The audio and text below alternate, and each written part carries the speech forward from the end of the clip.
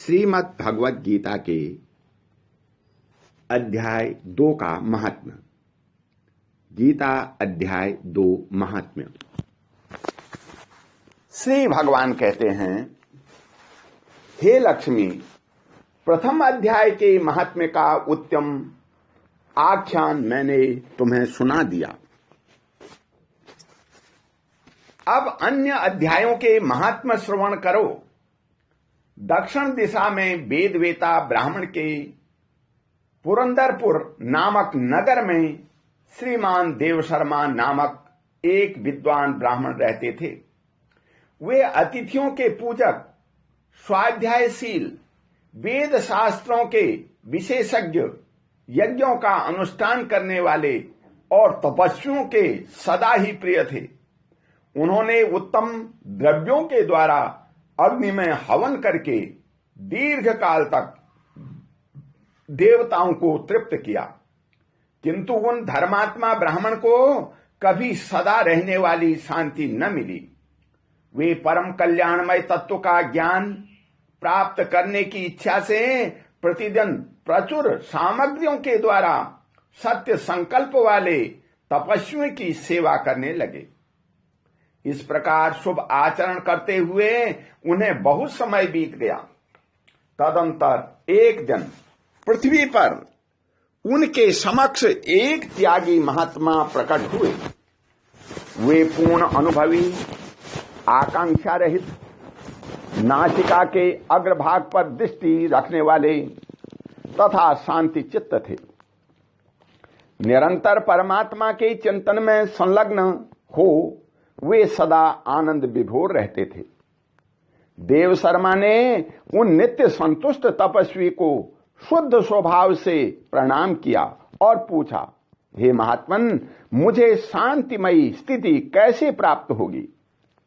तब उन आत्मज्ञानी संत ने देव शर्मा को शोपुर ग्राम के निवासी मित्रवान का, जो बकरियों का चरवाहा था, परिचय दिया और कहा, वहीं तुम्हें उपदेश देगा। यह सुनकर देव शर्मा ने महात्मा के चरणों की वंदना की और समृद्धिशाली शोपुर ग्राम में पहुंचकर उसके उत्तर भाग में एक विशाल वन देखा। उसी वन में नदी के किनारे एक शिला पर मित्रवान बैठा था। उसके नेत्र आनंदातिरेक से निश्चल हो रहे थे। वह अपलक दृष्टि से देख रहा था। वह स्थान आपस का स्वाभाविक और छोड़कर एकत्र हुए परस्पर विरोधी जंतुओं ने घेरा था। वहां उद्यान में मंद मंद वायु चल रही थी। मृगों के झुंड शांत भाव से बैठे थे और मित्रवान दया से भरी हुई आनंदमयी मनोहारिणी दृष्टि से पृथ्वी पर मानो अमृत छिड़क रहा था। इस रूप में उसे देखकर देव शर्मा का मन प्रसन्न हो गया। वे उत्सुक होकर बड़ी विनय के साथ मित्रवान के पास गए। मित्रवान ने भी अपने मस्तक को किंचित नवाकर देव शर्मा का सत्कार किया। तदंतर विद्वान देव शर्मा अत्यंत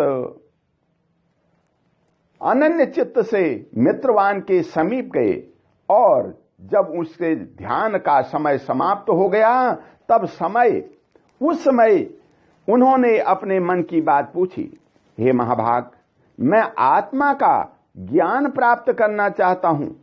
मेरे इस मनोरथ की पूर्ति के लिए मुझे किसी ऐसे उपाय का उपदेश कीजिए जिसके द्वारा सिद्धि प्राप्त हो चुकी हो।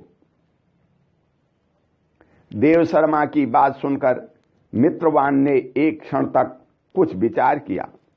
उसके बाद उस प्रकार कहा, हे विद्वान, एक समय की बात है, मैं वन के भीतर बकरियों की रक्षा कर रहा था। इतने में ही एक भयंकर व्याघ्र पर मेरी दृष्टि पड़ी, जो मानो सबको ग्रस लेना चाहता था। मैं मृत्यु से डरता रहा, इसलिए व्याघ्र को आते देख बकरियों के झुंड को आगे करके वहां से भाग चला। किंतु एक बकरी तुरंत ही सारा भय छोड़कर नदी के किनारे उस बाघ के पास बेरोक टोक चली गई। फिर तो व्याघ्र भी द्वेष छोड़कर चुपचाप खड़ा हो गया। उसे इस अवस्था में देखकर बकरी बोली, हे व्याघ्र, तुम्हें जो अभीष्ट भोजन प्राप्त हुआ है, मेरे शरीर से मांस निकालकर प्रेम पूर्वक खाओ ना। तुम इतनी देर से खड़े क्यों हो?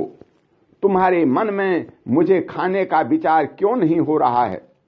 व्याघ्र बोला, हे बकरी, इस स्थान पर आते ही मेरे मन में द्वेष का भाव निकल गया।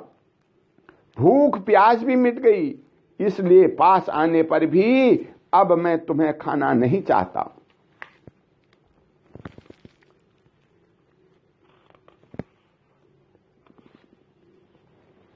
व्याघ्र के यों कहने पर बकरी बोली, न जाने मैं कैसे निर्भय हो गई हूं, इसमें क्या कारण हो सकता है? यदि तुम जानते हो तो बताओ।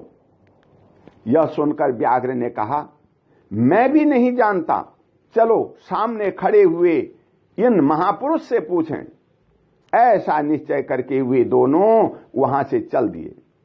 उन दोनों के स्वभाव में यह विचित्र परिवर्तन देख करके मैं बहुत विस्मय में पड़ गया।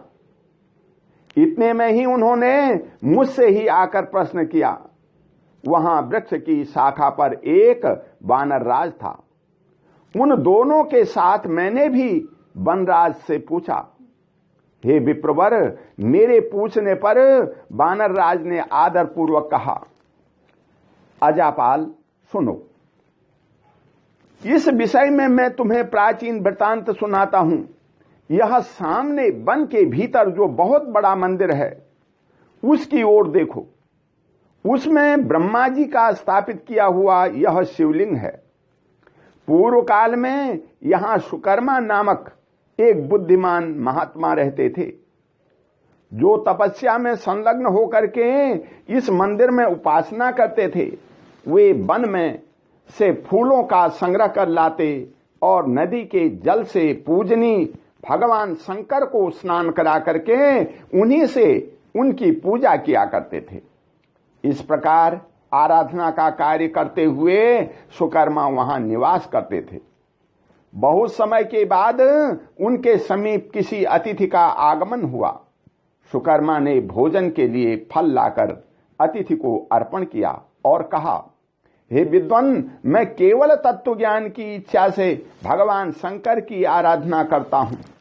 आज इस आराधना का फल परिपक्व होकर के मुझे मिल गया है, क्योंकि इस समय आप जैसे महापुरुष ने मुझ पर अनुग्रह किया है। सुकर्मा के ये वचन सुनकर के तपस्या के धनी महात्मा अतिथि को बड़ी प्रशंसा हुई।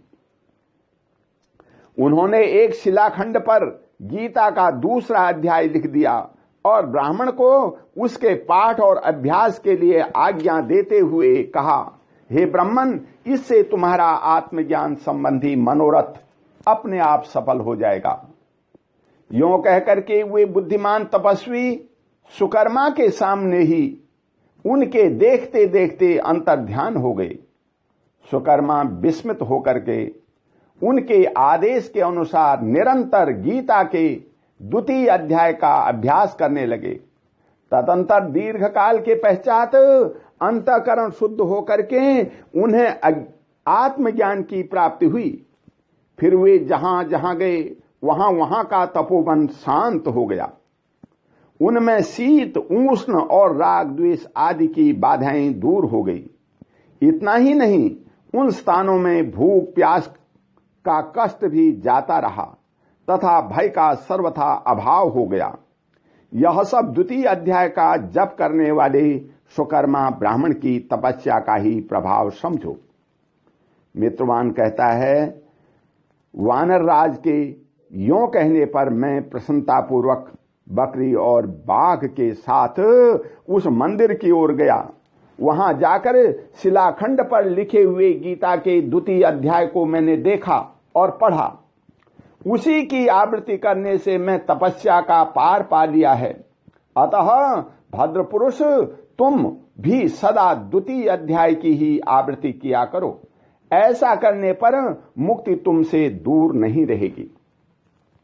श्री भगवान कहते हैं, हे प्रिय, मित्रवान के इस प्रकार आदेश देने पर देव शर्मा ने उसका पूजन किया और उसे प्रणाम करके पुरंदरपुर की राह ली। वहां किसी देवालय में पूर्वोक्त आत्मज्ञानी महात्मा को पाकर के उन्होंने यह सारा वृतांत निवेदन किया और सबसे पहले उन्हीं से द्वितीय अध्याय को पढ़ा। उनसे उपदेश पाकर के शुद्ध अंतःकरण वाले देव शर्मा प्रतिदिन बड़ी श्रद्धा के साथ द्वितीय अध्याय का पाठ करने लगे। तब से उन्होंने अनवद्य प्रशंसा के योग्य परम पद को प्राप्त कर लिया। हे लक्ष्मी, यह द्वितीय अध्याय का उपाख्यान कहा गया। ओम शांति शांति शांति।